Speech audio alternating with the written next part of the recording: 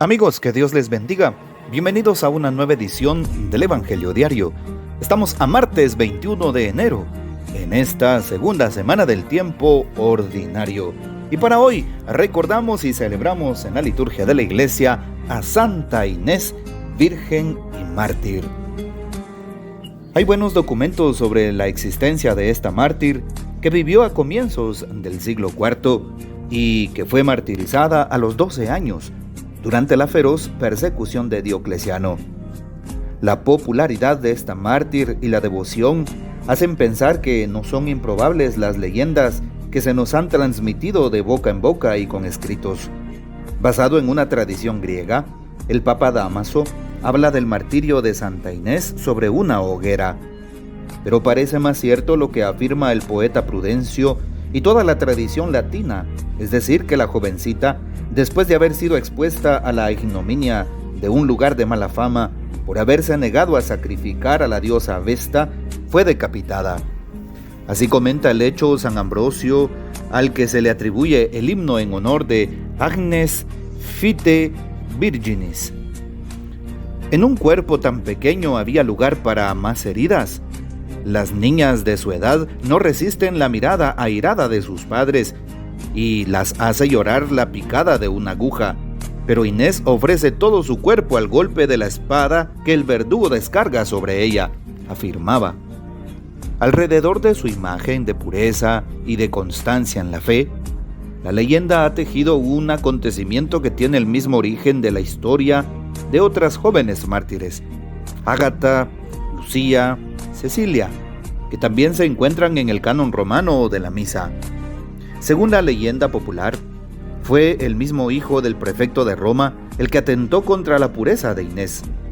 Al ser rechazado, él la denunció como cristiana, y el prefecto Sinfronio la hizo exponer en un prostíbulo por haberse negado a rendirle culto a la diosa Vesta.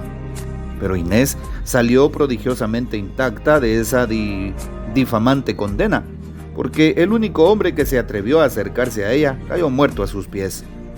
Pero el prefecto no se rindió ante el prodigio y la condenó a muerte. Un antiguo rito perpetúa el recuerdo de este ejemplo de la pureza. En la mañana del 21 de enero se bendicen 2 corderitos, que después se ofrecen al Papa para que con su lana sean tejidos los palios destinados a los arzobispos. La antiquísima ceremonia tiene lugar en la iglesia de Santa Inés, construida por Constantina, hija de Constantino, hacia el año 345. Pidamos pues la poderosa intercesión de esta niña y a la vez gran santa, que es Inés, Virgen y Mártir. Y para hoy tomamos el texto bíblico del Evangelio según San Marcos, capítulo 2, versículos 23 al 28. Un sábado Jesús iba caminando entre los sembrados y sus discípulos comenzaron a arrancar espigas al pasar. Entonces los fariseos le preguntaron: ¿por qué hacen tus discípulos algo que no está permitido hacer en sábado? Él les respondió: ¿no han leído acaso lo que hizo David una vez que tuvo necesidad y padecían hambre él y sus compañeros? Entró en la casa de Dios en tiempos del sumo sacerdote Abiatar, comió de los panes sagrados que solo podían comer los sacerdotes y les dio también a sus compañeros. Luego añadió Jesús: el sábado se hizo para el hombre y no el hombre para el sábado. Y el Hijo del Hombre también es dueño del sábado. Palabra del Señor. Gloria a ti, Señor Jesús. Muy bien, qué importante es entonces lo que dice hoy la primera lectura tomada de la carta a los Hebreos 6, 10 al 20. Deseamos que todos y cada uno de ustedes mantengan hasta el fin el mismo fervor y diligencia, es decir, mantenerse firmes en la fe y en la esperanza. Así es.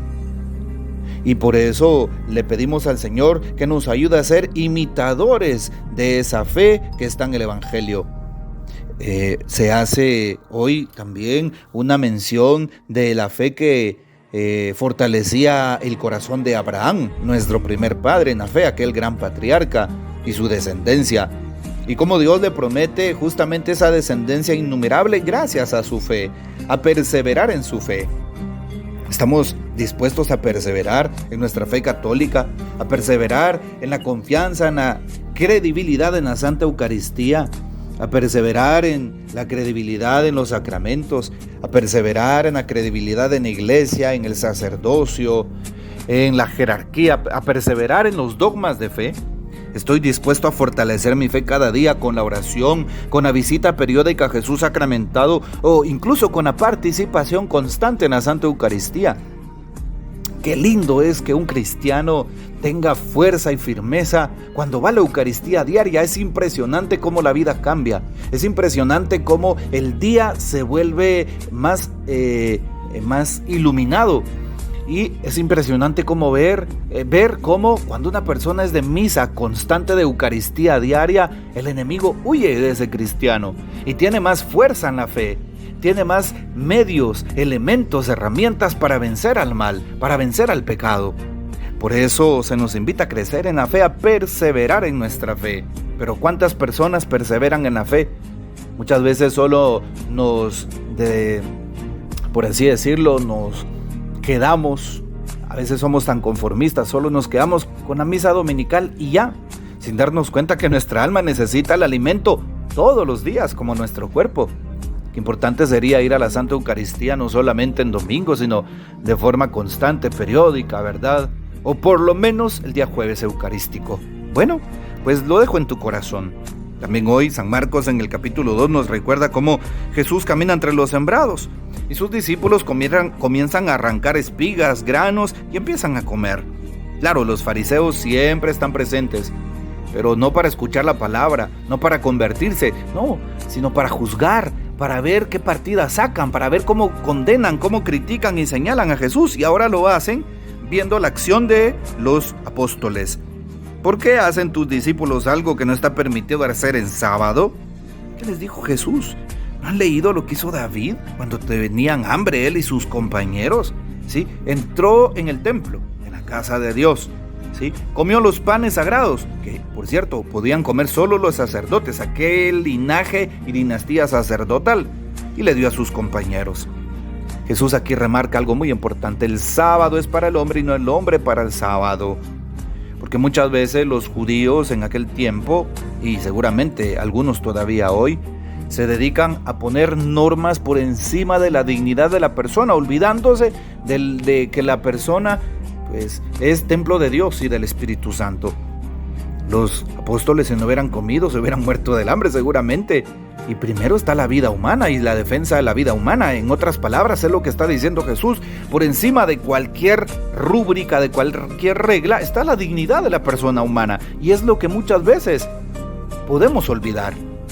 Y por eso se nos invita a no juzgar como aquellos hombres, como aquellos fariseos. Podemos juzgar la fe de una persona, podemos juzgar el actuar de una persona, podemos juzgar las acciones de una persona o la vida de una persona sin saber qué hay de fondo, sin saber cuáles motivaciones tiene para actuar de esta manera. Por eso estamos invitados a orar por los demás, estamos invitados a acercar a Dios a los demás.